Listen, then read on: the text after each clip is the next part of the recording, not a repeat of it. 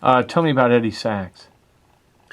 They called Eddie Sachs the Clown Prince of auto racing, and he was a very funny man, but deadly serious about his racing, and I don't know if there was any um, any confusion over that, because he was hilarious when he won a race or when he was being interviewed over the PA when he gave talks.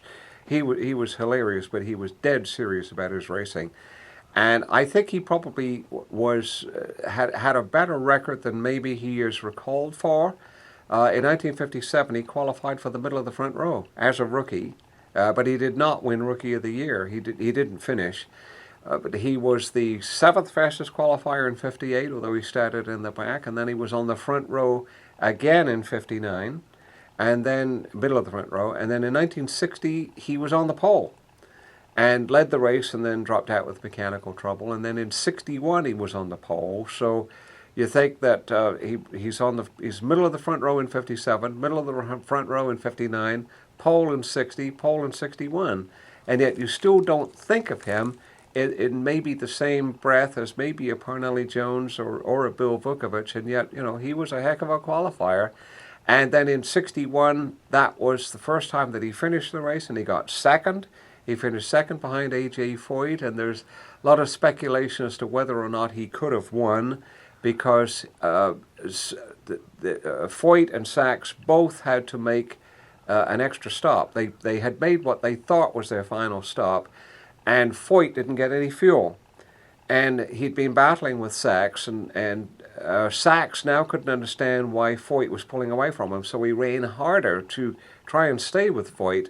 And in the meantime, people were going down to Sachs' crew and saying, hey, you can slow him down because Foyt's going to have to come in again, and they didn't know whether to believe that or not. Well, on the 184th lap, Foyt came in, took on an extra splash of fuel, and that gave Sachs a lead of about a half a minute.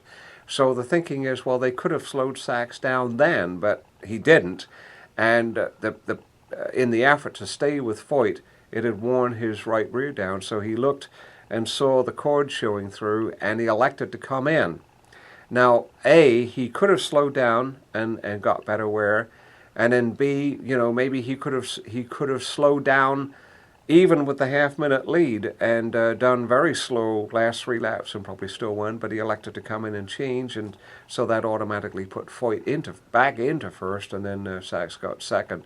Then in '62, he had trouble qualifying. He was trying to win the pole 3 years in a row, didn't make it.